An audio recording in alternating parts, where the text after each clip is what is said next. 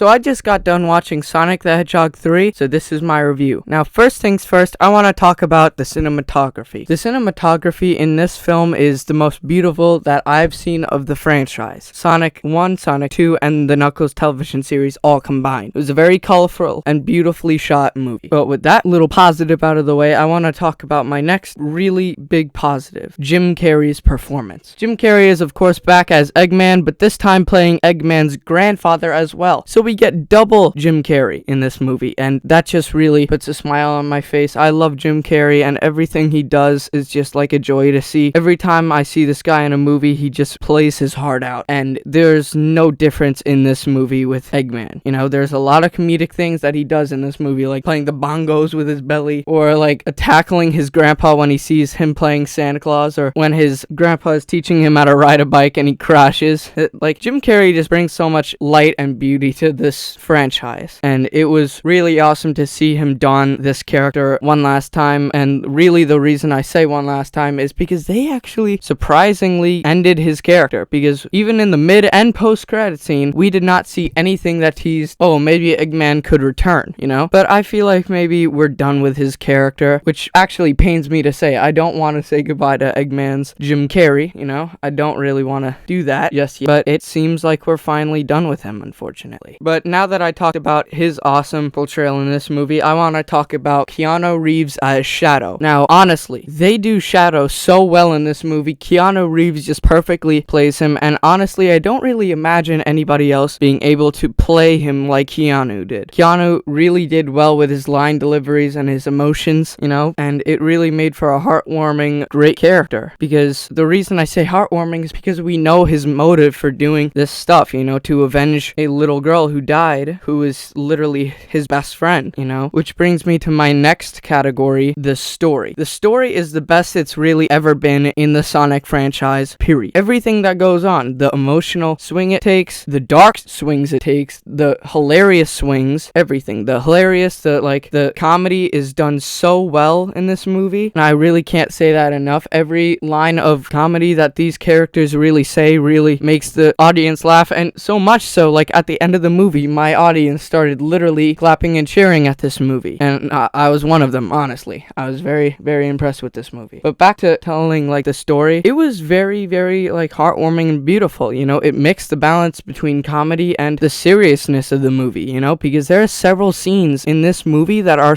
more serious than anything we've ever seen in the franchise. The reason I say this is because the little girl, Maria Robotnik, dies in the movie, and honestly, that takes a dark enough turn. And we also have the death of Dr. Eggman himself, so this movie is pretty dark in that sense. You know, I'm really surprised this thing managed to keep in like a PG rating, because there was 2 deaths in this movie. I get like they're both really kind of off-screen, not gory or anything, but it's still interesting. But like, yeah, the story is great, and even when Shadow like knocks out Tom, aka Donut Lord, like when they're on a mission, and Shadow actually almost kills Tom by knocking him out, and like you could see the regret in Shadow's face, you know, like he did what he had to do. He didn't want to, and he felt bad, but he still had to complete his mission, you know. So I think that was like an emotional scene, and honestly, it kept me at the edge of my seat, because if they're willing to kill a little girl and almost kill one of your main characters of this franchise, then I'm like, alright, anything could really happen, you know. But the story is just golden, and it is the best of the franchise thus far, and this story really sets up good things to come with Sonic 4. I initially thought Sonic 3 would be the final one, but after seeing this movie and the mid and post credit scene, I could confidently say there's gonna be a 4th one. And Paramount officially actually probably confirmed it by now that yes, there will be a 4th one, because now they're introducing another Sonic character into the mix. But yeah, the story is a 10 out of 10 on my part, without a doubt. Now I want to talk about the actual like intro of the movie, which jumps straight into the action, you know, straight into the action. Like, we start right at the prison where Shadow the Hedgehog is being held, and it immediately leads to him breaking out and just destroying all the guards, which was an awesome badass sequence, really. And honestly just showed me how great the animation in this movie really is. Now, like, for some reason I could really just tell like the difference between the animation from the first Sonic to the third Sonic, and it's been significantly better, I think, the animation, you know. But yeah, the animation is beautiful. The intro, and like the intro shows how awesome the animation is. But now I want to talk talk about director Rockwell, played by Kristen Ritter, who played Jessica Jones in the Marvel TV series Jessica Jones. Now, her role in this movie, even though quite small, really had like an impact on the characters, causing significant problems for Eggman and Sonic and Shadow. Like, she really was a problem in this movie, you know? And honestly, I really don't hate her character. It's just like, she was really the one that kept me on the edge of my seat, because what she was gonna do ultimately really mattered, because it would get in the way of Sonic's plan, Eggman's plan. It would really stop everybody. And she at one point did, and then like Tom pranked her into giving him the card, and eventually Shadow caught up with Tom and knocked his ass out and took the card. But yeah, her role in this movie was something I did enjoy, and I enjoyed her character mainly because she was the one who kept me at the edge of my seat and in suspense throughout every time like I saw her on screen. But now with that out of the way, I want to talk about some of the great sequences in this movie. Now, when I say great sequences, I mean the Eggman and his grandfather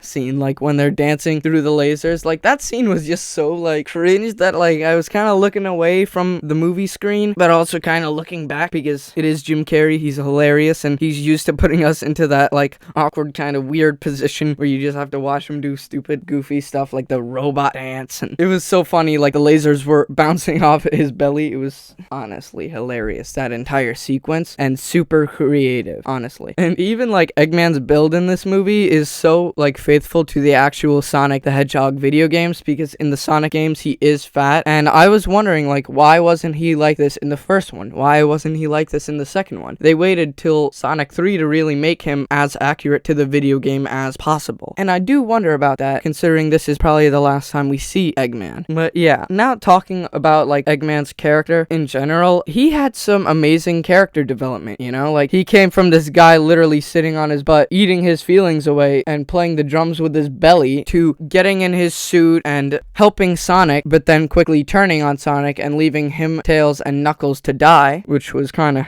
like, what the hell, man? They're the reason you even reunited with your grandfather. But why I say like his character arc was super important in this movie, because like towards the end he figures out that his grandfather is trying to destroy the world. Like, Eggman wants to rule the world, but his grandfather wants to destroy it, which causes him to like change his mind and fight his grandpa, leading to an amazing action sequence between the both of them, and Eggman almost actually dying. But of course, he gets help from Sonic, Tails, Knuckles, and gets rid of his grandpa, which I have to say, like, he just flicks him away and he goes like, ding, into the stars. It was honestly a very funny scene. But now I want to talk about Wade Whipple's appearance in this movie. It was very funny because like after the amazing action sequence that caused Tom to be hospitalized, we get to see Sonic like worse than ever and like asking, where's the Master Emerald? Because that has the power to defeat Shadow, basically according to Sonic himself. So only Knuckles actually knows where it is, so he's like harassing Knuckles and they almost get into a fight, which I kind of would want to see, but I don't really want to see that at the same time, because they've just come such a long way, these three characters, from like enemies to friends, you know? That's great character development in itself for all three of those characters. But you could tell he was angry, and Knuckles just said, oh, it's guarded by Wade Whipple, a fierce warrior. And it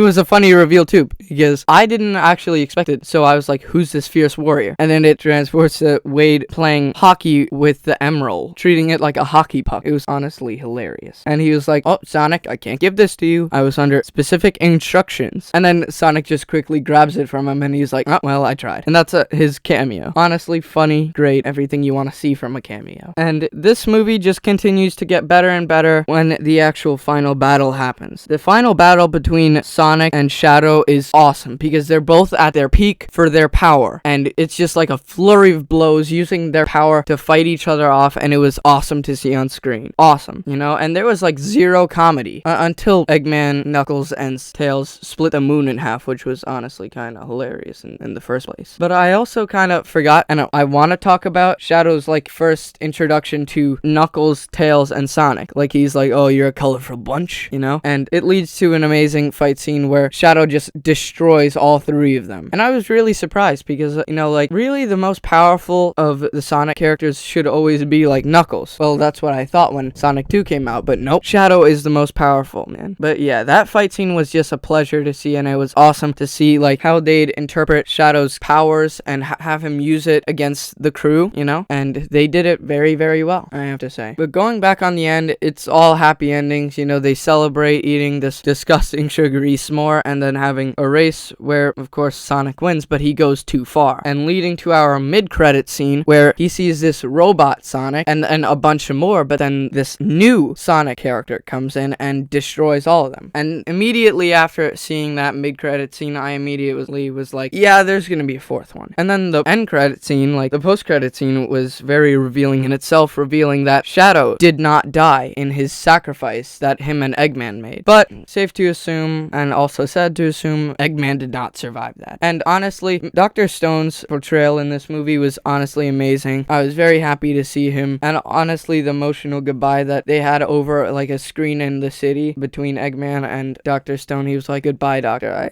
I did not cry, but like, man, it was like a gut punch, you know? Because like, he was like, you don't have to do this. But like, he was pretty set in his ways of sacrificing himself. And that's beautiful. Beautiful character development. And yeah, that's really my review of Sonic. It is a 10 out of 10, and it definitely gets the Mr. Movie guarantee.